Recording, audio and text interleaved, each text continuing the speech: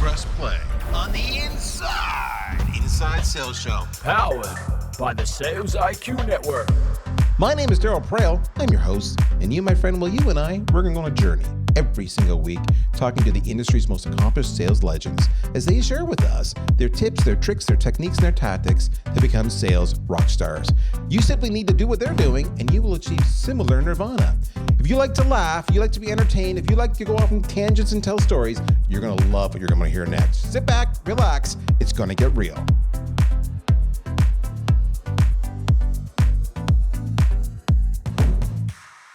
How is everybody doing today? Oh, my friends, it is so good to be back. I have missed you. How are you enjoying the new format? Do you like the new opening or not? I would love to get your feedback. I'm already getting lots of feedback. I had someone the other day message me, and Darryl, your podcast started, and you were talking at the beginning, and it was so cool. And full credit that goes to my good friend Stefan, who made this custom opening video, and his partner in crime, Victoria, was involved in that too. And custom music, custom everything. So God bless them. They are talented people. But let me know what you're thinking. I would love to hear that. Today is an interesting one. So I'll tell you why it's interesting, kids. As you all know, I was most recently the Chief Revenue Officer at VanillaSoft for probably the last 3 years or so. I was there 5 years, joined as CMO. And I love VanillaSoft. Need a sales engagement platform? Please check them out. Love them. But it was time for me to have another challenge in my life because after 5 years, I'd done what I needed to do, and I had the systems working and humming, and I was bored. And so now I've got a role at this company called Agorapulse. It's a social media marketing platform. You got to check it out because, as I like to say, whether it's Russia invading Ukraine, or it's whatever is going on January 6th, or it's whatever Kanye is saying to Kim and Pete about their sex lives, it's all in social media. That's the world, and that's kind of where I'm at. And that's why social selling is getting more and more important. There's a sales reference for you because, hey, it is a sales podcast. But I've set the stage a little bit for a reason. Because I've got people coming to me now saying, Darryl, you've gone back to being a CMO. And in full disclosure, while I am a CMO, I do own all of the Sdrs. I am that, either depending on your survey, that 1/4 or 1/3 of all CMOs who own the inside sales team. What is the biggest thing you find, between the difference in the roles? And I laugh and I say the biggest difference I find is that I don't get stressed out now at the end of month and end of quarter when we do or do not hit our sales number. I love not having that over me. I'll be honest with you, but I love sales. And so my good friend Jenny, and if you missed the episode, it wasn't that long ago, maybe within 10 episodes, I interviewed Jenny Brennan. Jenny is the head of sales at Agorapulse. Fantastic conversation. I got more feedback on that episode than I have in many others. So check that one out. I am like Flynn with her working on her sales team because I do have the CRO experience. I do have the sales experience, and I'm a different point of view, and I'm free, and I'm a fellow colleague. So why not steal whatever knowledge I have and pick and choose what she wants to do in her team? God bless her. It's great. So we get along really, really well. But we were having this conversation about the differences between being a CMO and being a CRO. And at the same time, I was on this marketing community event for emerging CMOs, and they were asking all these veteran CMOs, I was one of the panelists, and asking us, what's the difference between being a CMO and being, a marketer, which is really no different than what's the difference between being a CRO and a sales rep. See how I brought this all full circle here? Marketing, sales, we're all revenue boys and girls. So the difference I was saying is many.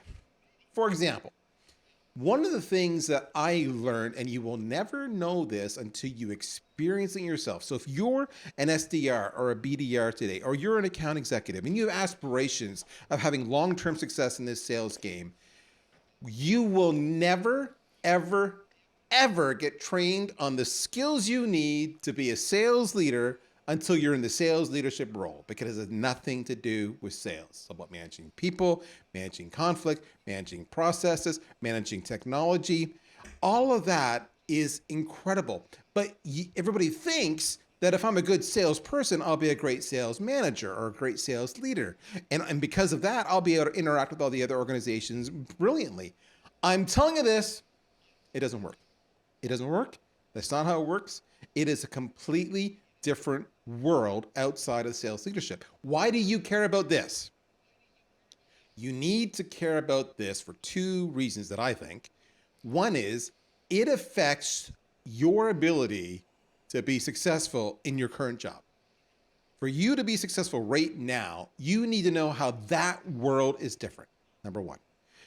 Number two, if you aspire for greatness in your sales career, you want to be a VP of sales, you want to be a chief sales officer, you want to be a chief revenue officer, whatever it might be, you want to be CEO, who knows? You need to understand how sales contribution interacts with the rest of the organization, because I hate to tell you this, every salesperson I see, every newish salesperson I talk to always says, hey, this company needs us. We're the ones who bring all the money in. Without us, you guys are nothing. You're chump change. And that's the furthest thing from the truth. You actually need every single contributor, every person on that bus. But if you come with that attitude, you're going to both fail in your aspirations. I'll tell you that right now. But you're also going to fail in your current role.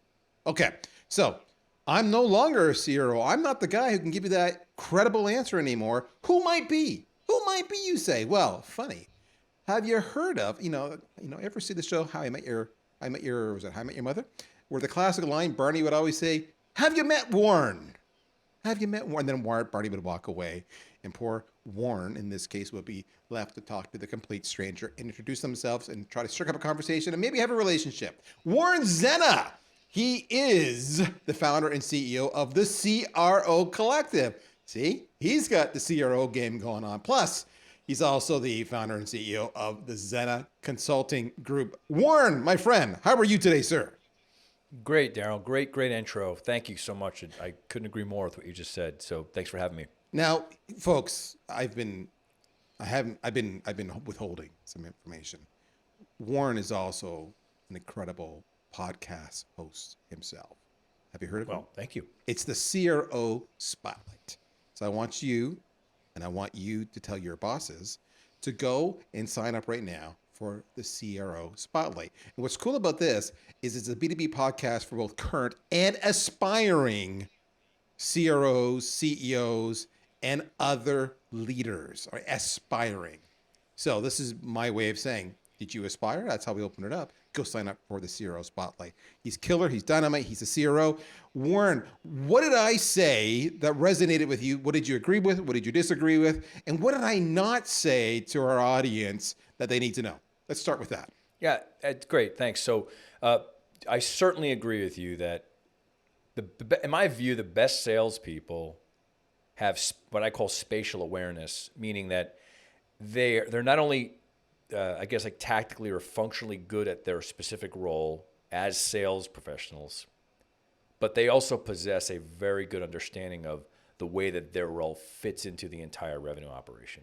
Because as you said, the way marketing and customer success organizations impact the entire business is critical. And I think all too often, the sales organizations in particular can become very myopic, because what you just said is true, right? Salespeople, there's a certain type of person that's in sales. There's a certain type of a category or personality type.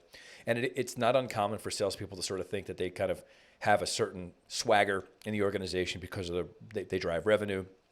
And that perspective can blind them to the reality that the critical role that marketing and customer success plays in their success.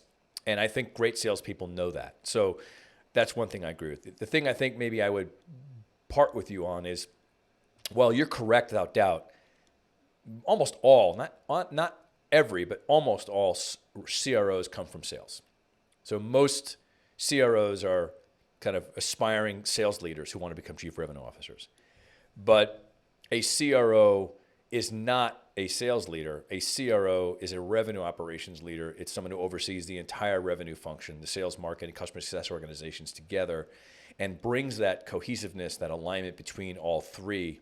And because they come from sales, and this is part of why it is the CRO Collective was created, there's a tendency for CROs to focus almost too much or lean too much towards sales or favor sales, and that creates an issue related to that misalignment that I'm hoping that my programs are intended to fix. So good CROs, and you know this better than me because you were a great one, understand all this stuff. They get how all these functions work together, and they're overseeing the entire revenue operation.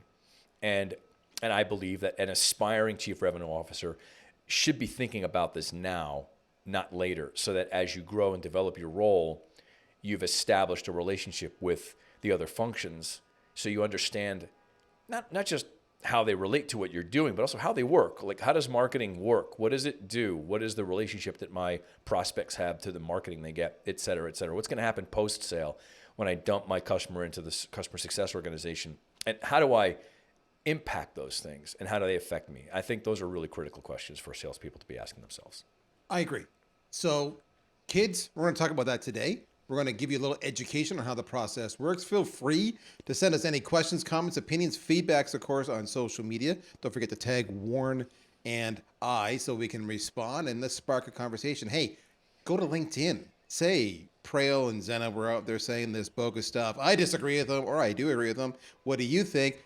Of course, you got to have a poll, folks. If you have a poll, then we get some dwell time. You're going to get reach, and life is grand. Okay, so let's start with. I'm going to start with the. I'll get feisty first, and then we'll get right into it. So, when a rep says to you, "Sales is the center of the universe. Without us, they're nothing. This company would die. We are the fuel, the rocket fuel in this organization." How do you respond to them? Do you just say nothing? Do you nod your head in agreement? Do you voice a different point of view? What? Yeah, I don't agree. I don't think it's correct. I mean, culturally, I would say that's not a good attitude for anybody in a company to say that their department's most important. It's not good. I understand that there's some pride you have in your function, and that's great. And I think you want to create somewhat individual cultures for each function, because I don't think that's a bad thing. But it can't come at the expense of alignment and, a team. I think that I would say that that's probably, that statement, if it were said to me in the way you just said it, would be an indication that that person lacks an understanding of how those functions really work, and they're making a generalization. And if they were to sit in marketing's shoes for maybe a week or two, maybe a month, they'd have a much different perspective on it. So I think it's one thing. And I think that if I was leading an organization and I saw people felt that way, and I tell my CRO clients to do this, have your salespeople sit with marketing and do what they do for a couple of weeks, do a little swap so that they do understand the importance of it. Because, once they see it and they see how difficult it is and how smart marketing people are, and actually how, in my view, again, this is another controversial perspective I have, is how really good marketing can in many cases do the job of really good SDRs. I think that that's not a small thing to say, because driving qualified leads is what marketing does when it's done right really well. And so, I would say first, whippersnapper, make sure that you understand exactly what you're speaking about, because it sounds to me like your arrogance may be preceding some ignorance. And I think it's important for you to not eschew the value of something, particularly people that sit right next to you in the office who are working really hard on something that does matter. That's one thing. And sit in their shoes for a little while. So that's the first thing I would say. And more importantly is, I would also say you would be a better salesperson if you understood how marketing works. And they say, what do you mean? How could that be possible? Marketing has nothing to do with sales. And well, that's not correct. It's part of a value chain. It's part of a customer experience. It's part of a prospect journey. And, if marketing does their job, when you speak to people in the marketplace to try and get them interested, they should be primed in a specific way that makes it easier for you to have that conversation. And marketing, when they do their job, makes that easier for you. And it should be important that that's done. So I would just want to educate them. And it would be a sign to me that there's some misalignment going on in the organization that needs to be addressed. Okay, so many things I want to say to this. Folks, how many times have you heard me say that? And no, Warren and I did not prep this. This is completely live and dynamic and unscripted. Yeah, we never spoke about this. Never spoke about it before. You and I. So yeah. It's not just Darryl being an old man, although I do like the reference to whippersnapper. Second, did you hear him use the word eschew Rich language rocks. Always sound smart because your customers pick up on that and they project that onto you, and then they trust you more. Love it. Third, third is this. This whole show, folks, the inside sales show, is designed to make you a better sales rep. Well, there's outward-facing skills, and then there's inward-facing skill. Today's more of an inward-facing skill. You will rely upon the rest of the people in your organization to make sure you are successful. You have access to the right resources, the right people, the right expertise, the right processes, so you get paid, and you have what you need. So it's all about relationships, and that's why it's important to understand what the hell's going on. Okay, let's start with the boss. So I'm a sales rep. And it could be my boss, it could be my boss's boss, but I ultimately report to a CRO. Help me, Warren, understand that person. Are they just an older salesperson, and are they representing all my whines and my laments and all my complaints and my concerns? Are they lobbying on my behalf to get me everything I need and want? Is that their role? Help me understand what they're doing when they're in those meetings that I don't see them part of. How are they comped? How are they evaluated for their success? Is it just a number? And I know folks listening to this, many of you know some of these answers. I guarantee you Warren's going to tell you something you didn't know. That's the purpose of the conversation today. So talk to me. Yeah, sure. So this chief revenue officer role it's a really weird kind of a situation to answer this question, because there's almost, in a way, there's two worlds in this answer, because there's the world that needs fixing, which is the CRO who's running sales. And that CRO is someone who probably would benefit from having a bit of a deep recalibration of the way their role is appointed. And that's sort of what the CRO Collective is intended to fix. And we can get into that. But in the optimal world, the chief revenue officer really should be overseeing the entire revenue function. What does that mean? Okay, that means that all revenue-related functions of the business, which I say are the customer-facing parts of the business. And the customer-facing parts of the business aren't just sales. They're marketing and customer success. Those two functions touch customers too, okay? And if I'm in sales and I'm nurturing relationships with people, and I know that there are two other functions in the organization that are also going to interact with those same people, those people should be my friend. And they should be people that I should understand. And I should understand what preceded me in my relationship and what comes after me in my relationship, because that seamless understanding of the way those three relationships work together is going to make a better customer outcome, right? Because there's two reasons. Salespeople are measured against closing deals and getting people to say yes and signing a contract, but the company makes more money on customers than it does on new business, right? So I want to put people into the customer bucket, because customers are really where opportunities are for an organization. Their renewals, their upgrades, their lifetime value, which is what we want, right? So a good salesperson, as I said before, has that sort of spatial awareness of where they sit in the value chain, and they understand that as critically important as their role is, it's part of a series of relationships that customer is going to have with the organization. So as a CRO, to answer your question, my job is to understand all three of those. And I want to make sure that when I speak to you as a salesperson, that, well, first of all, just in the right world, you'd have a sales leader who reported to that CRO. So, you may not have a day-to-day interaction with the CRO as much as your boss will. But to your question, if you're in a meeting and you see the CRO in the room, the CRO is going to be looking at things a bit differently. The CRO is going to be looking at the sales function from the standpoint of how well is this function right now operating collectively as part of the whole entire way that I bring customers into the company and grow them and nurture them. And is the sales process set up in such a way that the customer experience is reflective of customer centricity? Or is it I'm just trying to run a sales organization, which is a lot of pipeline growth and deal closing, which again, there's nothing wrong with those things, but they have to be part of a system, not an independent organization.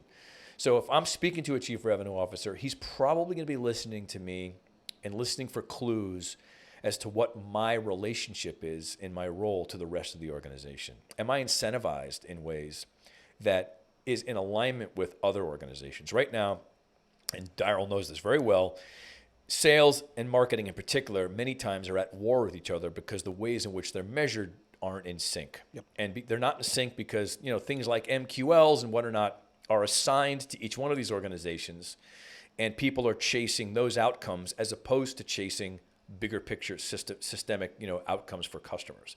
And a good CRO is thinking about, how can I do that? How can I make sure that when marketing makes a decision, that sales is involved? How can I make a decision that when sales makes a decision, marketing is involved? How can I speak to customer success organizations and get the insights from existing customers or customers that aren't happy?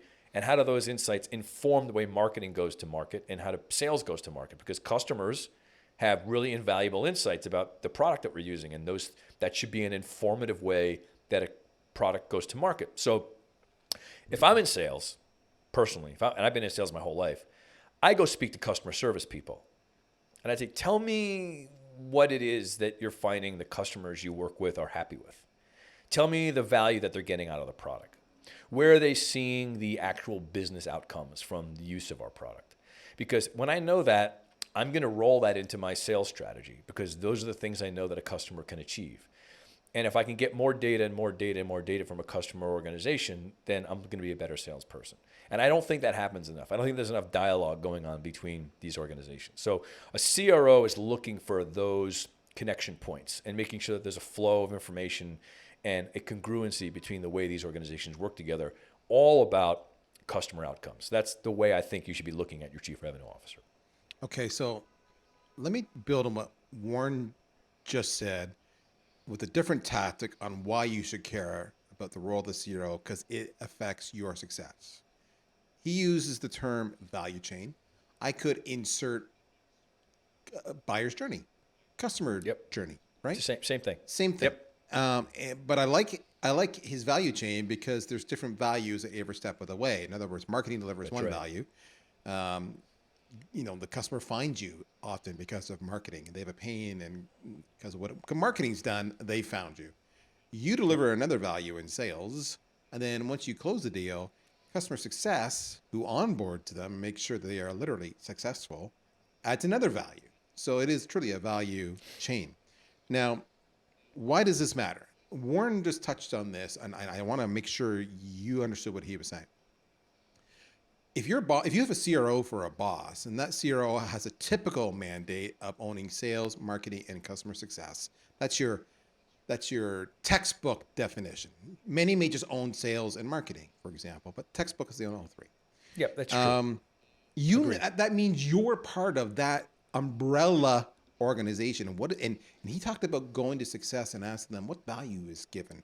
Let me go one step further. You can go to marketing and say, help me understand what the industry analysts are saying. Help me understand, what's out there in the press. Help me understand the keywords that are really driving our inbound activity, and because you want those terms, is what you want.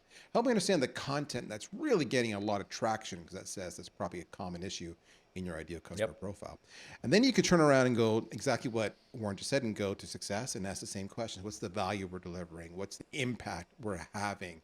What's a typical case study of a person or two or three or four or five, and the ROI they've generated, and how has that affected their business, all right? And now what do you have? You have both sides of the talking points that your prospects care about. You can talk to the marketing stuff, give them the content that is so popular. You can leverage, because you probably, when you get the lead, you're more than likely you say, yeah, this is an organic hit. They got to us on these search terms, or as a pay-per-click on these search terms. So now you know how to talk to them immediately coming in, because that's the experience they went through. And then you can actually talk about the soundtrack of what they will achieve if they become a customer based on what success has told you. That's your storytelling vehicle to physically, convince them that you're the right solution, of course, assuming you do a proper discovery. So that's why they're your best friends. You are not a lone wolf. You are not a single hunter. You are not an island. You are part of an entire value chain, as Warren said that. So you better get to know your value chain partners in crime. Okay. You talked a little bit, Warren, about the role of marketing, the role of success. I want to ask you a couple questions as it relates to that. Number one, is a CRO simply a more senior, more tenured VP of sales? I would say no. And here's why I'd say so is because I think that they're definitely more senior and they're more tenured, but they're not a VP of sales because by that definition you provided, that would indicate that they're overseeing one of the revenue functions, which is a mistake. And here's why I think so.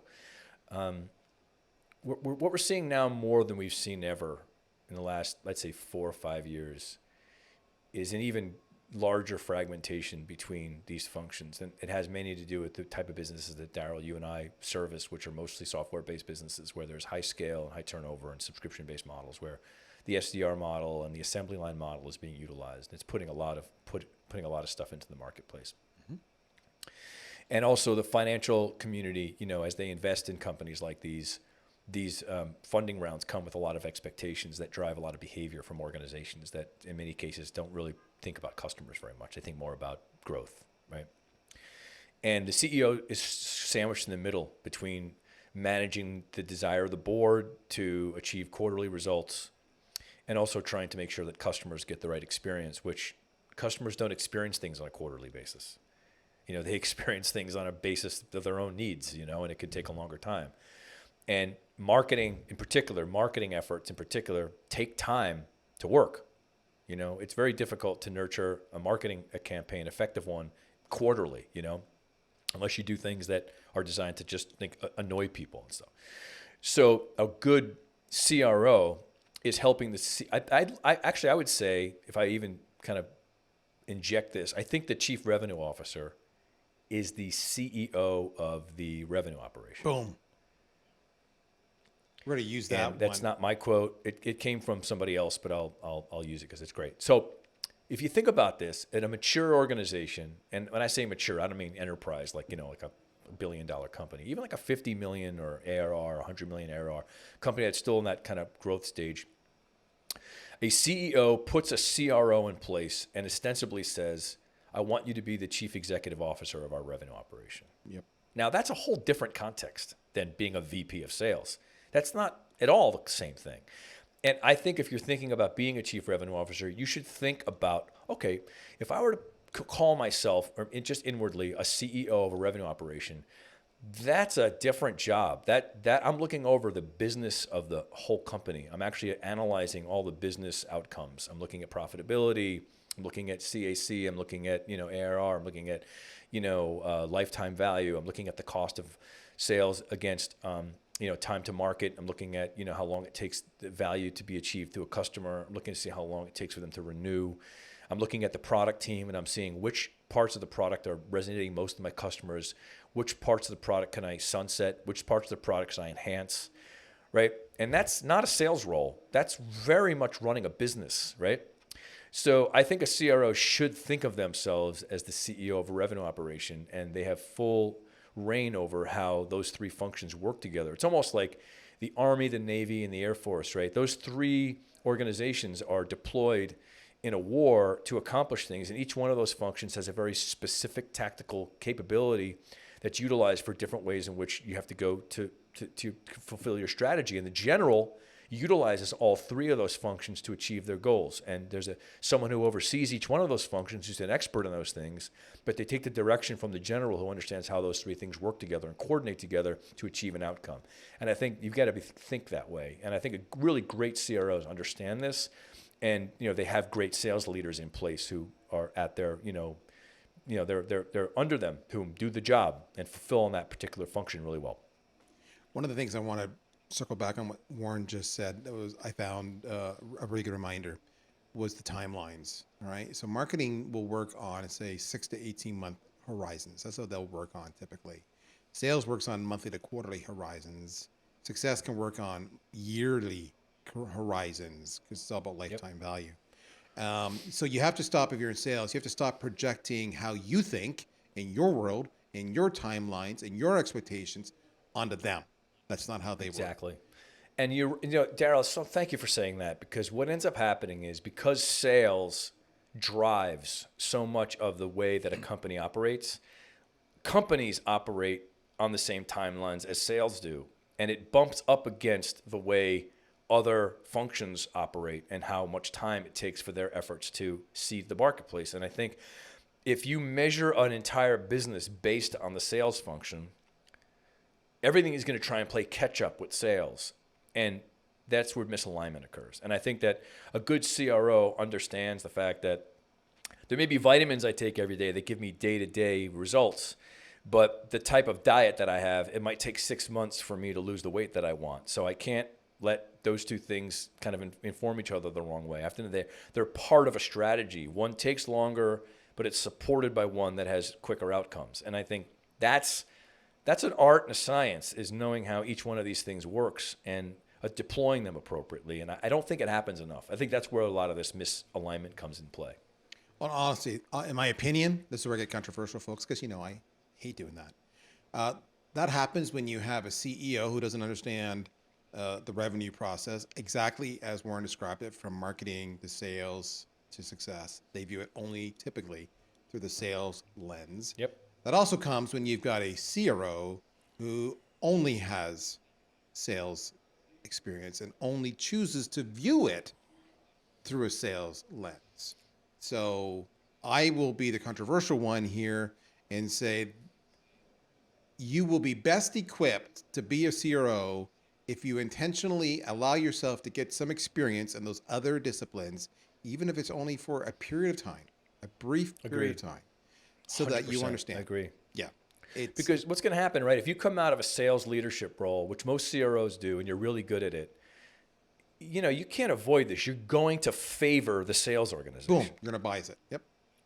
It's biased. And so that's going against the remit of the role. It's if you're the CEO of a company, you can't favor one department, right? So you have to think of yourself. If I'm the CEO of the revenue department and I'm favoring sales, I'm not doing my job properly. I can't. I have to give all the revenue functions equal respect. Matter of fact, I should probably be conscientious enough to know that because I come from sales, that I'm probably, biased against it, without it unconsciously biased against it. So I have to make a harder bias against the other ones, toward the other ones, to compensate for what is probably a natural way that I'm going to be thinking. And that discipline would make you a better CRO. And remember what Warren said early on. Warren said, if you're in sales today, you would do well to put yourself in the marketer's seat, even for just a month, right? Just to understand a little bit about the world they live in.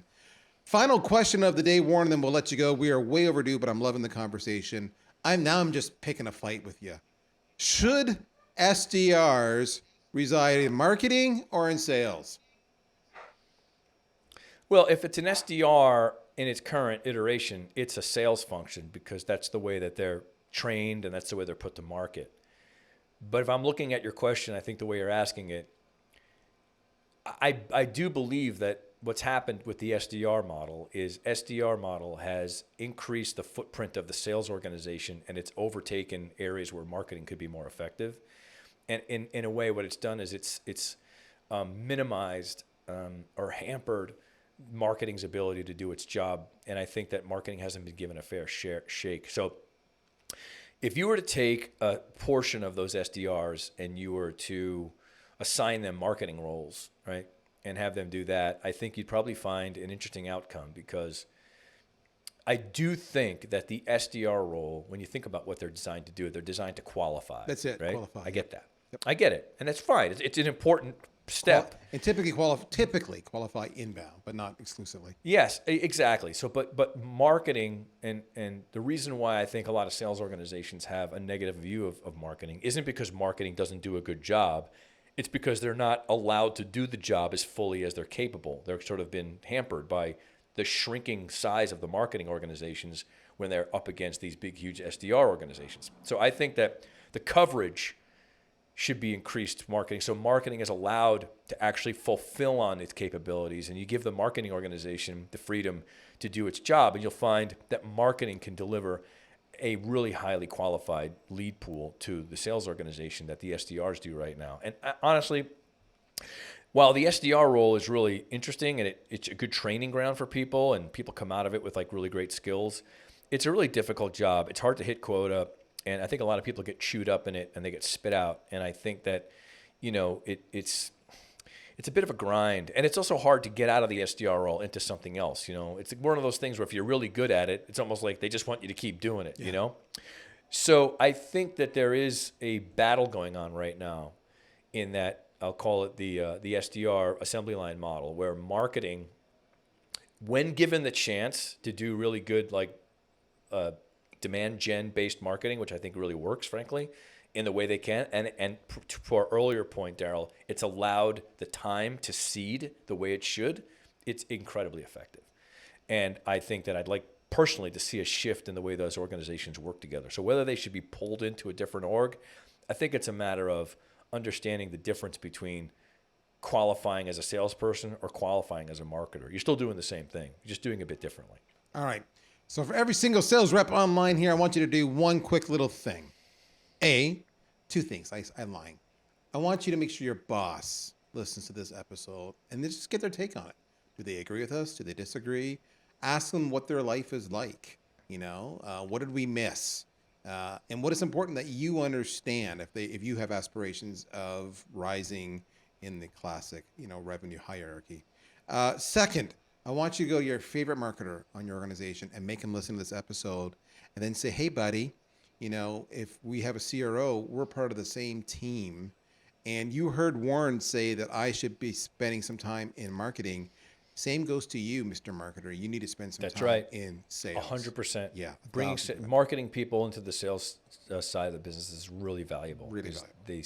It's a great practice. I think a CRO should do some swaps like this on a regular basis so that there's a more, kind of organic development of awareness between the people by those experiences. It's not going to happen just by people sitting next to each other. You have to really be in it. So anyway, I think it's a great request, and I would wholeheartedly agree that you should have your leaders listen to this and see what their thoughts are and take some. How do you say? I'm going to use a big word, Darryl. Be perspicacious. And go forth and sit down with the marketing folks, even if you're not asked to, and just say, I'd like to learn a little bit more about your world, because here's why. Aside from you being a better salesperson, you're going to be a better member of the team. You're going to be smarter. You're going to increase your awareness. And why wouldn't you want to learn, right? It's a great exercise to increase the scope of your knowledge about a business. And I think if you're hungry to learn that, sitting in other departments that are close to you is a great way to develop your own personal career and develop your own skills. Perspicacious. Yes. Gotta say that right. Having a ready insight and understanding, a ready insight into and understanding of things. There we go. So perspicacious, eschew. This is a rich language class today. I'm tossing him out, man. He's rocking I'm tossing it him out today. And trust me, you think he's pretty smart, don't you? It's formulating how you view Warren. Well, guess what? You can learn all you want to about Warren at thecrocollective.com. Share it with your boss. Again, that's for CROs and aspiring CROs. If you like what Warren's talking about, check him out at Zenna Consulting Group, of course, zennaconsulting.com. Warren, I'm going to guess, but you correct me, please, if I'm wrong. Is LinkedIn the best way to get a hold of you? Absolutely. Just DM me. I'm pretty responsive. As long as it's not DM spam, I'm very responsive to people writing me on LinkedIn. I like it. That's a good place to start. So in other words, personalize the invite. Hey, heard you on the inside. I listened to your exactly. I heard you on the show. It was great. Talk to you. I love having these conversations with people. So feel free to do so. Warren Zenna, and if you're using the URL, it's linkedin.com/in/Warren Z, or for the rest of the world, including Canada, Warren Zed, because hey, Zed is where it's at. We all know that. Just admit it, folks. All right. That's it. We're out of time, folks. I enjoyed today's conversation. Instead of it being one about outward skills and how you can drive revenue, it's about inward skills, understanding your career, understanding how you fit within the organization and what you need to know to better equip yourself for success. Go make a friend today with somebody in success. Go make a friend with somebody in marketing. And for goodness sake, do not ever say sales is the engine that makes this rocket fly. It is not. It is, however, an integral integral component. Without the whole rocket, this puppy never gets off the ground. Yep. My name's Darryl. That's Warren. And you, my friend, have listened to another episode of the Inside Sales Show. We shall see you next week. Bye-bye.